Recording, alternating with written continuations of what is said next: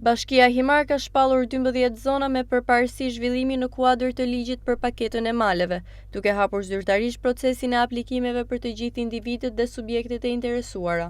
Vendimi mbështetet në udhëzimin numër 2, datë 15/10/2025, si dhe në VKM numër 179 të vitit 2026, që përcakton zonat prioritare për zhvillimin e ekonomisë malore në territorin e kësaj bashkie. Zonat e shpallura shtrihen në disa prej destinacioneve më të njohura të jugut, nga Palasa dhe Dërmiu, deri në Borsh, Lukov dhe Nivic, duke përfshirë gjithashtu Vunon, Iljasin, Qeparon dhe Kullësin.